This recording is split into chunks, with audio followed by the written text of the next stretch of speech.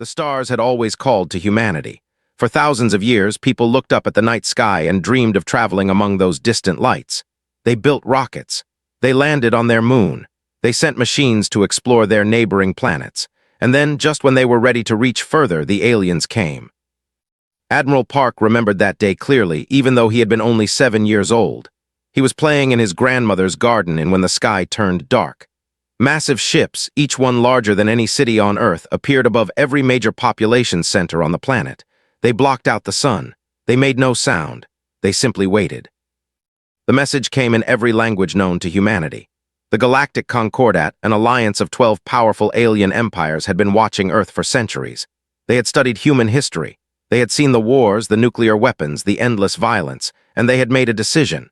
Humanity was too dangerous to join the stars. Earth would be quarantined. No human ship would be allowed to leave the solar system. Any attempt to do so would be met with immediate destruction. His grandmother had wept that day. His father had stood in silence, his hands shaking with anger he could not express. The whole world watched as alien ships took positions around Earth's solar system, creating a wall of metal and energy that no human technology could penetrate. That was 300 years ago. Now Admiral Park stood on the bridge of the UES Perseverance, the most powerful warship humanity had ever built. He was 62 years old, and he had spent his entire life preparing for this moment. His hair had turned gray. His face was lined with wrinkles, but his eyes still held the same fire that had burned in them since childhood. Captain approached him with in her hands. She was his second in command, a woman of 35 who had graduated at the top of every military academy she had attended. Her family had served in the United Earth Defense Force for 5 generations. Like she had been raised with a single purpose. "All ships report ready, Admiral," she said. Her voice was calm but could see the excitement in her eyes. 14,000 vessels, every crew member is at their station. We are waiting for your order. Looked at the holographic display that floated in the center of the bridge. It showed their fleet in perfect formation, hidden within the asteroid belt between Mars and Jupiter. Beyond them, he could see the blue dot of Earth, the world that had been his prison for his entire life. The aliens thought they had won. They thought humanity had accepted its fate. For 3 centuries, they had watched Earth from their patrol ships, monitoring every transmission, every satellite launch, every rocket test. They saw humans building space stations and mining operations on asteroids. They saw them expanding across their solar system, but they never saw anything that worried them. The humans seemed to be following the rules. What the aliens did not see were the shipyards hidden inside hollowed-out asteroids. They did not see the weapons factories buried deep beneath the ice of Europa. They did not see the research facilities on the dark side of the moon, where scientists worked in absolute secrecy. For 300 years, humanity had been building an armada right under the aliens' noses. Lieutenant sat at the communications station, monitoring alien frequencies. She was young, barely 28, but she spoke 7 alien languages fluently. Her job was to listen to the enemy and translate their words. "The patrol fleet is changing shifts," she reported. "Their communications indicate nothing unusual. They have no idea we are here." Commander Bay stood at the tactical station, his fingers hovering over the weapons controls. He was a large man with broad shoulders and a scar that ran down the left side of his face, a reminder of a training accident years ago. He had memorized the weaknesses of every known alien ship design. "They have 37 vessels in this sector," he said. "Light cruisers and patrol craft, nothing that can stand against us." Nodded slowly. He had studied the Empire for decades.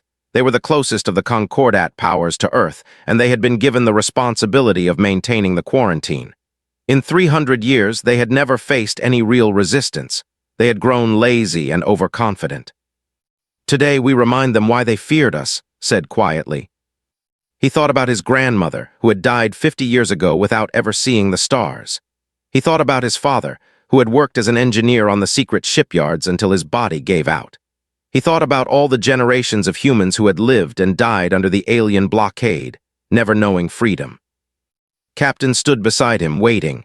The entire bridge crew had stopped what they were doing. Every eye was on the Admiral. 300 years, said, his voice carrying across the silent bridge. For 300 years they told us we were not worthy. They told us we were too violent, too primitive, too dangerous. They locked us in our own home and watched us like animals in a cage." He paused, looking at the faces of his crew. He saw determination in every one of them. He saw the same anger that had burned in his own heart for his entire life. "They were right about one thing," he continued. "We are dangerous, but they made a mistake. They gave us 300 years to prepare, 300 years to build, 300 years to turn our anger into something they could never imagine." He turned to face the main, which showed the vast emptiness of space ahead of them. "Today we break the chains. Today we take back our freedom. And today we show every empire in this galaxy what happens when you try to cage humanity." He raised his hand. "All ships engage fold drives. Target the border fleet." Across the asteroid belt, 14,000 ships activated their engines at the same moment. Space itself seemed to bend around them as they prepared to jump across the vast distance to the quarantine boundary. Captain smiled for the first time in years. "The galaxy is about to learn," she said softly, "that humanity does not forget." The stars stretched into lines of light, and the Armada vanished into the darkness of space. The silent centuries were over. When humanity's Armada arrived, no empire was safe. Part 2, First Contact Revisited. High Commander of the Empire had held his position for 40 years. In all that time, nothing interesting had ever happened. His job was simple: patrol the border of human space and make sure the primitive creatures stayed where they belonged. It was boring work, but it was safe. The humans had never caused any trouble. Was eating his evening meal when the first alarm sounded. He looked up with mild annoyance. Alarms were rare in this sector. Usually they meant some piece of space debris had drifted too close to a sensor array. "Report," he said lazily, not even bothering to stand. His sensor officer, a young with pale blue scales, stared at his screen with wide eyes. His hands were trembling. "Commander, I am detecting multiple contacts emerging from fold space." Sighed, "How many?" "A dozen merchant ships lost their way." The sensor officer did not answer for a long moment. When he spoke again, his voice cracked. 14,000, Commander. 14,000 contacts." Dropped his eating utensil. The metal clattered against the deck as he rushed to the main. What he saw there made his blood turn cold. Ships were appearing from nothing, one after another after another. They filled the empty space like a swarm of insects. They were sleek and angular, built for speed and violence. Their hulls gleamed with dark metal that absorbed light instead of reflecting it. And on every ship, painted in bright red, was a symbol had only seen in old records. The flag of United Earth. "Impossible," he whispered. "They have no fold drive technology. We have been monitoring them for 3 centuries. This is impossible." But the ships kept coming. The count on his sensor display climbed higher and higher. 14,000 became 15,000, then 16,000. The human armada spread out in perfect formation, surrounding his small patrol fleet like predators circling prey. On the bridge of the Perseverance, Admiral Park watched the fleet scramble into defensive positions. Their movements were clumsy and uncoordinated. They had clearly never practiced for a real battle. "Lieutenant, what are they saying?" he asked.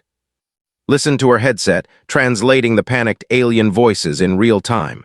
Despite the tension of the moment, she could not help but smile. "They are calling for reinforcements, Admiral. They are reporting that humans have developed fold drive technology without their knowledge. Their commander is asking how this is possible." She paused, listening more. "He sounds very frightened." Commander Bay pulled up the tactical display. The ships were highlighted in red, the human ships in blue. The difference in numbers was almost laughable. "They have 37 combat vessels," reported. "We have over 16,000 in this wave alone. Their shields are outdated. Their weapons are designed for suppressing primitive species, not fighting a real war. Admiral, this will not be a battle. It will be a slaughter." Nodded slowly. He had expected this. For 3 centuries, the Concordat empires had enjoyed unchallenged dominance. They had never needed to fight. Their fleets were built to intimidate, not to wage war. Their crews were soldiers in name only. Humanity was different. Every human ship had been designed for one purpose: combat. Every crew member had trained their entire life for battle. Every weapon had been built to kill. "Open a channel to their commander," ordered. "Let us give them a chance to surrender." The flickered and the face of High Commander appeared. He was a reptilian creature with blue scales and yellow eyes. Those eyes were wide with terror. "I am Admiral Park of the United Earth Defense Force," said calmly. "Your ships are surrounded. Your fleet is outmatched. I am offering you one opportunity to surrender peacefully. If you refuse, we will destroy you." His mouth opened and closed several times before he could speak. "This is a violation of the Quarantine Accord. You have no right to leave your system. The Concordat will." "The Concordat imprisoned my people for 300 years, interrupted. "The Concordat watched while billions of humans lived and died without ever seeing the stars. The Concordat declared us unworthy of freedom." His voice hardened. "The Concordat can burn." He cut the communication channel. "Commander Bay, you may fire when ready." The battle lasted 17 minutes. Human weapons tore through shields like paper. Missiles designed to penetrate the toughest armor found their targets with perfect accuracy. Laser cannons sliced through enemy hulls, cutting ships in half. They tried to fight back, but their weapons barely scratched the human vessels. Captain watched the destruction with cold satisfaction. "Their weapons are designed to frighten primitive species," she observed. "They never expected to face an enemy that could actually fight back." One by one, the ships exploded into clouds of debris. Some tried to flee, activating their fold drives to escape. Human ships pursued them, hunting them down before they could reach safety. A few surrendered, powering down their weapons and broadcasting distress signals. Ordered those ships captured, their crews taken prisoner. When it was over, the human fleet floated among the wreckage of what had once been the border patrol. Not a single human ship had been lost. Only 12 crew members had been injured, and none seriously. Lieutenant removed her headset. "Admiral, the surviving vessels have surrendered. We have taken 237 prisoners." Nodded. "Treat them well. They are soldiers, not criminals. They were following orders." He looked at the main, which now showed the open space beyond the quarantine boundary. For the first time in 300 years, there was nothing standing between humanity and the stars. "Send a message to Earth," he said quietly. "Tell them the blockade is broken. Tell them we are free." Captain stepped beside him. "What now, Admiral?" Smiled, though there was no warmth in it. "Now we keep going. They were just the beginning. There are 11 more empires in the Concordat. They all participated in our imprisonment. They will all face justice." He turned to address the entire bridge crew. "Today we won our first battle, but the war is just beginning. The Concordat has ruled this galaxy for 3,000 years. They have never faced a real challenge. They do not know how to fight. They do not know how to lose." He paused. "We are going to teach them." The fleet reformed around the Perseverance. Ahead of them lay space, with its wealthy colonies and ancient cities. Beyond that lay the rest of the Concordat, 12 empires that had once seemed invincible. They did not seem invincible anymore. When humanity's Armada arrived, no empire was safe. Part 3, the Concordat responds. The news spread across the galaxy faster than any ship could travel. Within hours of the battle at the quarantine boundary, every empire in the Concordat knew what had happened. The humans had broken free. The humans had destroyed an entire patrol fleet. The humans were coming. On Prime, the capital world of the Galactic Concordat, the 12 Empire representatives gathered in emergency session. The Grand Chamber was an enormous room built to display the power and majesty of the Allied empires. Statues of ancient heroes lined the walls. Banners of each empire hung from the ceiling. The floor was made of polished stone taken from 100 different worlds. Today, none of that mattered. Today, there was only fear. The representative stood at his podium, his blue scales pale with stress. "They came from nowhere," he reported, his voice shaking.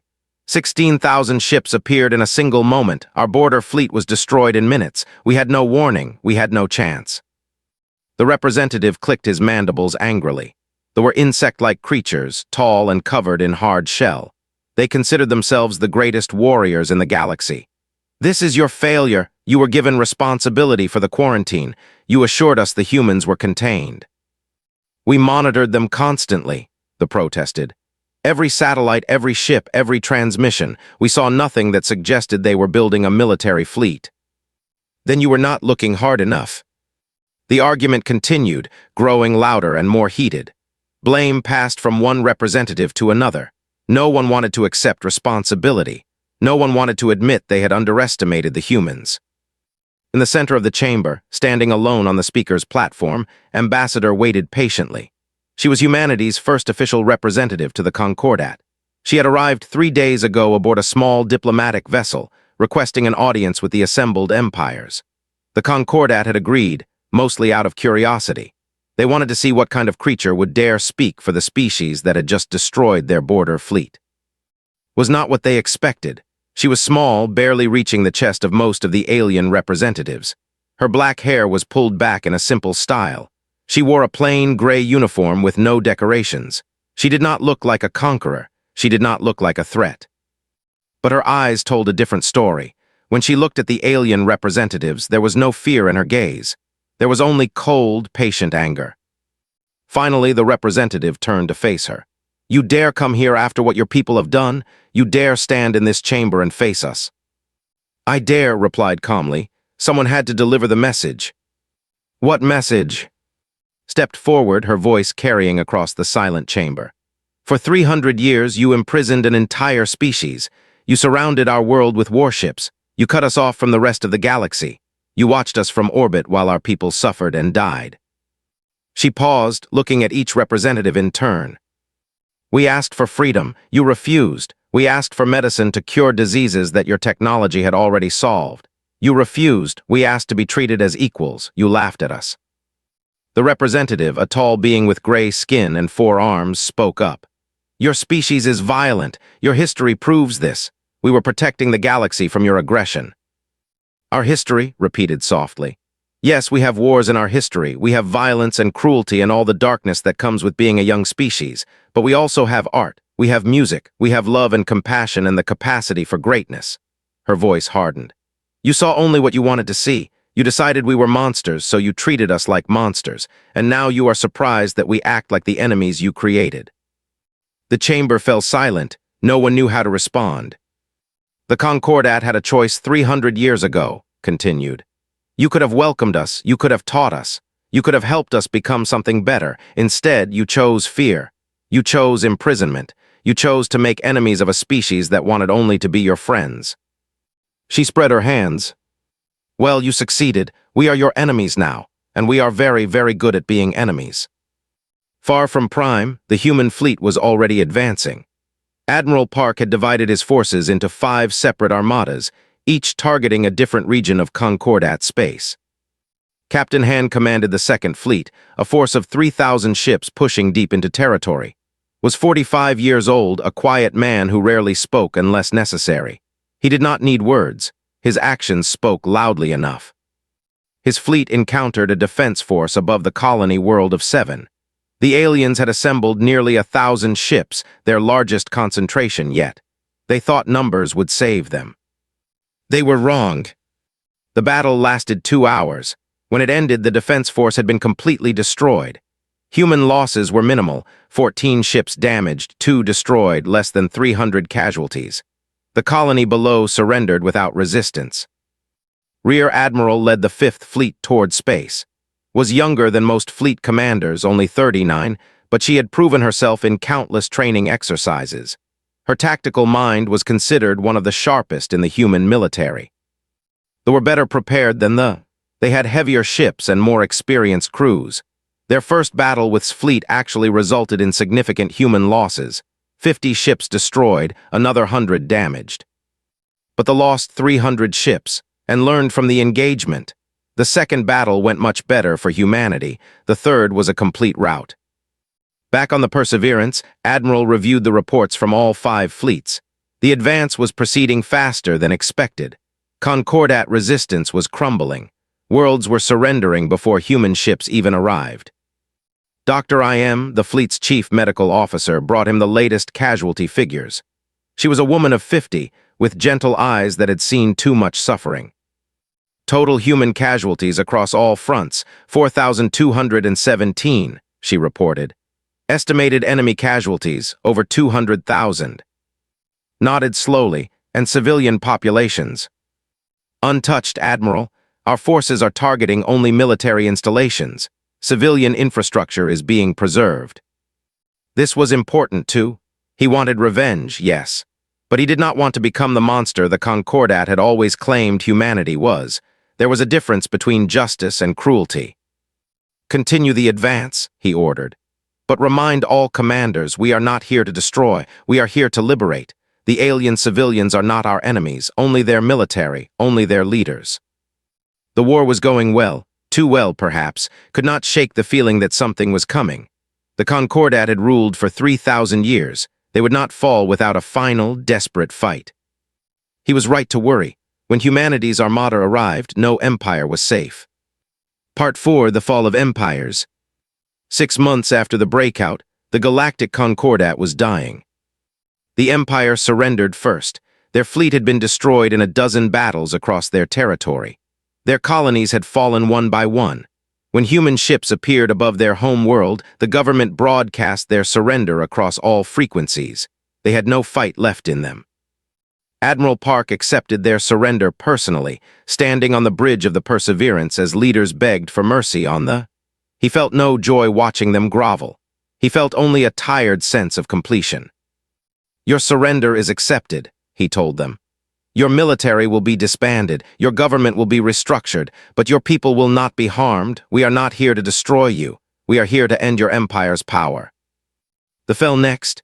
Rear Admiral had pushed deep into their territory, winning battle after battle with clever tactics and overwhelming force. They were proud warriors, but pride could not stop human missiles. Pride could not repair destroyed ships. Pride could not bring back the dead. General Shin led the ground forces that occupied the capital world.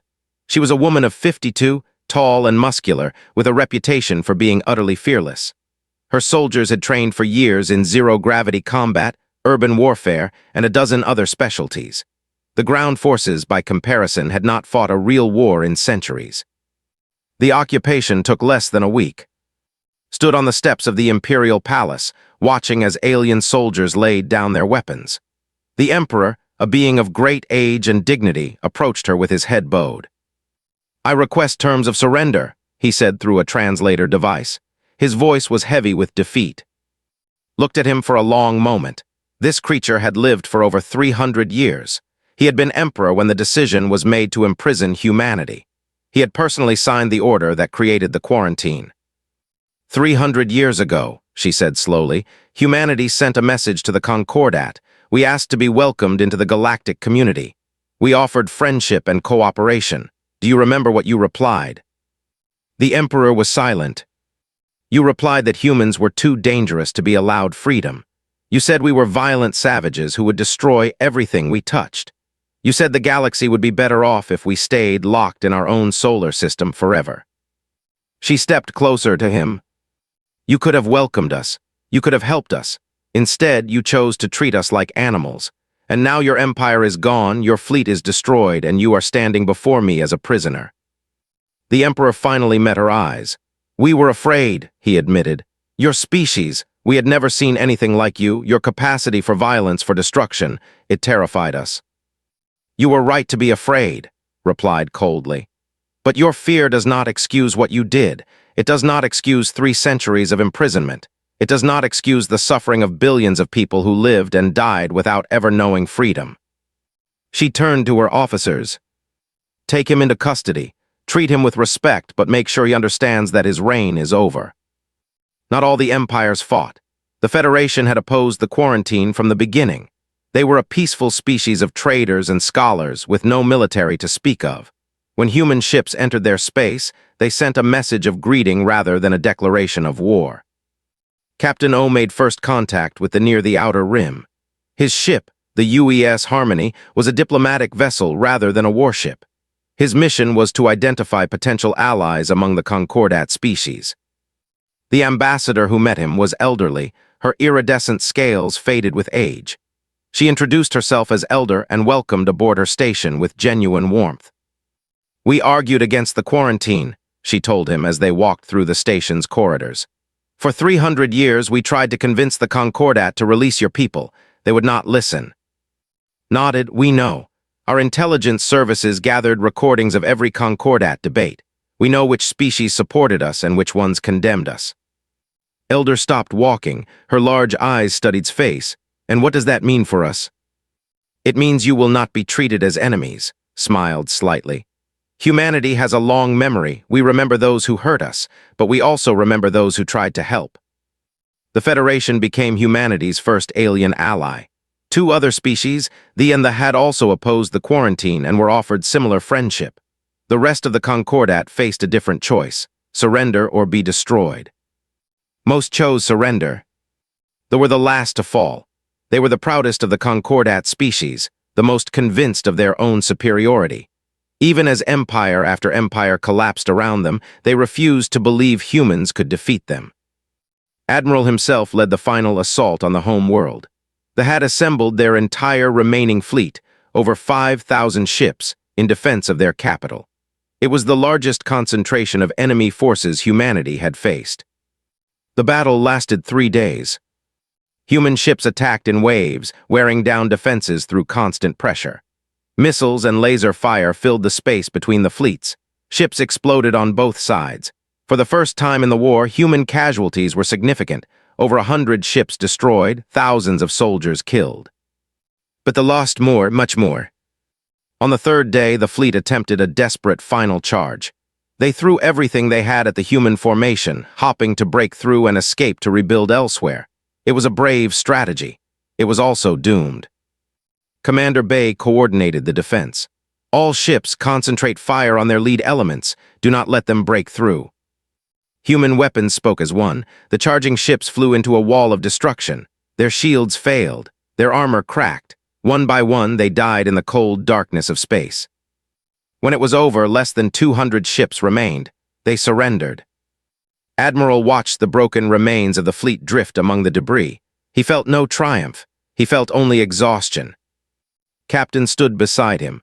Admiral, the government is requesting terms of surrender. Their High Council wishes to negotiate. Nodded slowly.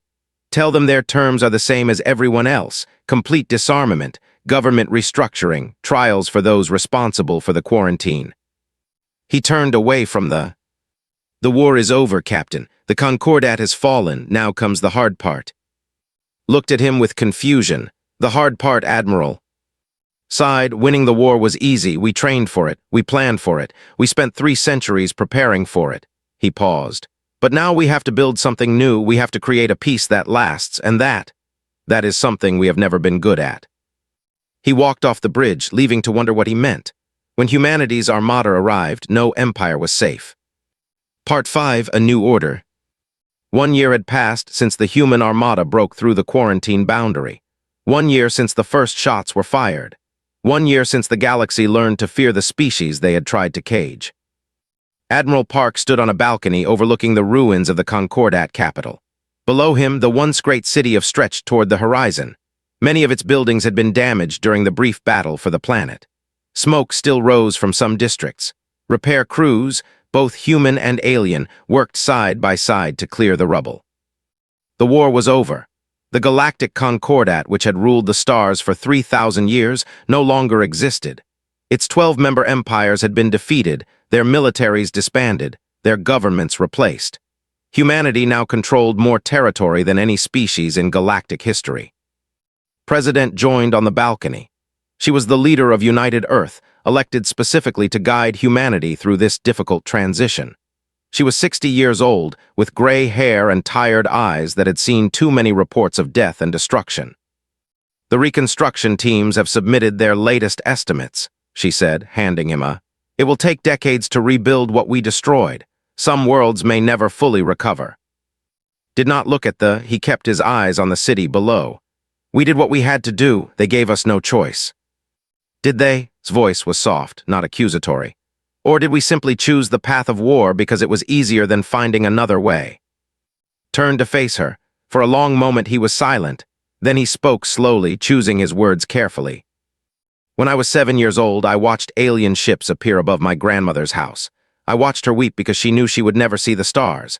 I watched my father spend his entire life building weapons in secret, dreaming of a day when we could fight back. He paused.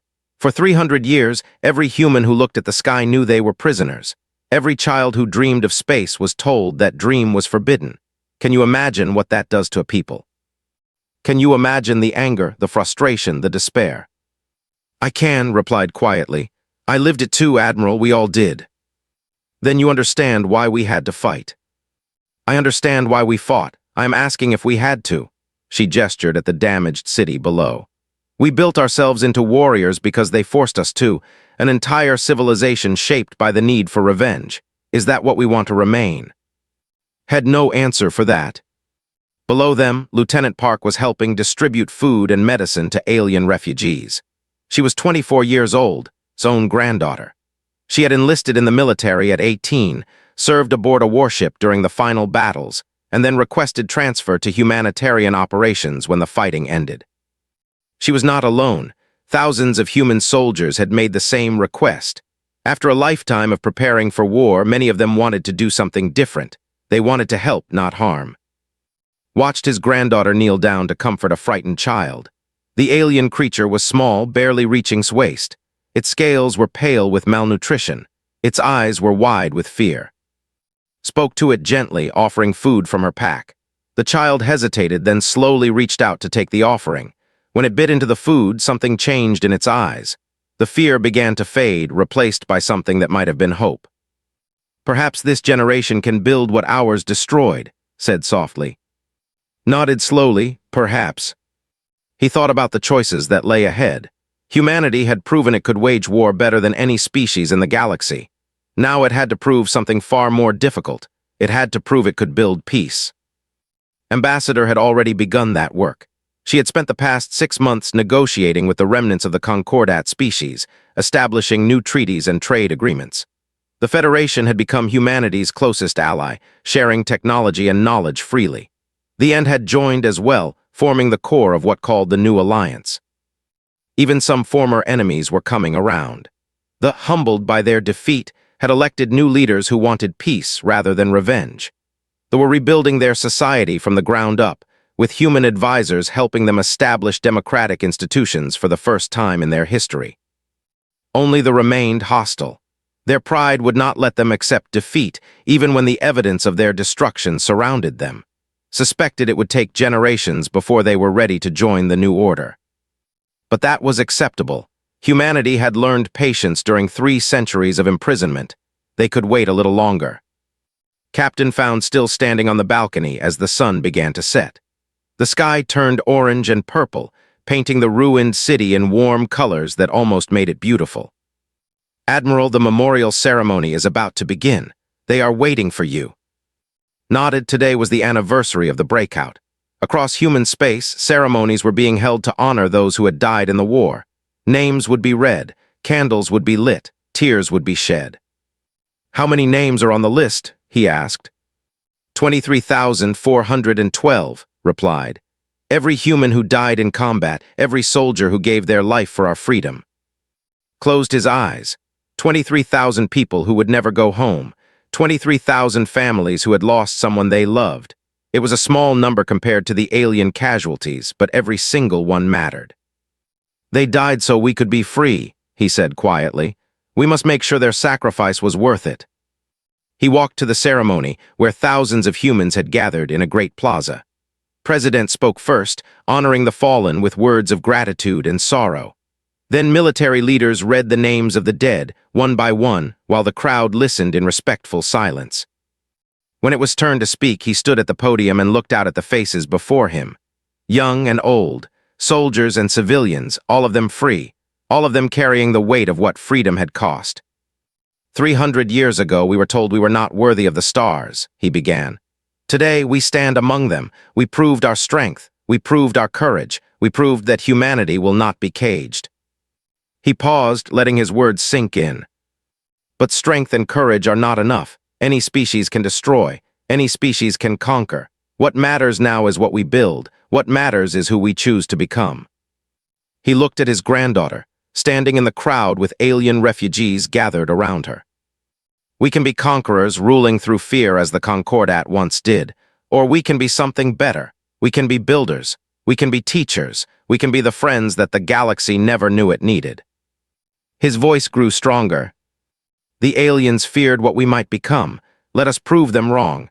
Let us show them that humanity is capable of more than violence. Let us build a future where no species is ever caged again. Let us make the stars safe for everyone. The crowd began to applaud. The sound grew and grew, echoing across the plaza and out into the alien city beyond. Somewhere in that crowd, alien refugees heard the sound and wondered what it meant. It meant hope. It meant a new beginning. It meant that humanity, for all its flaws and fury, was finally ready to grow. Admiral Park stepped down from the podium and walked through the crowd. People reached out to touch him, to thank him, to shake his hand. He acknowledged them all with quiet nods, but his eyes were fixed on the sky above. The stars were visible now, bright points of light in the darkening sky. For the first time in his life, they did not feel like a prison wall. They felt like a promise. The galaxy had learned that humanity would not be contained. Now it would learn something else. Humanity could also be kind. And perhaps, in the end, that would matter more than all their weapons and warships combined.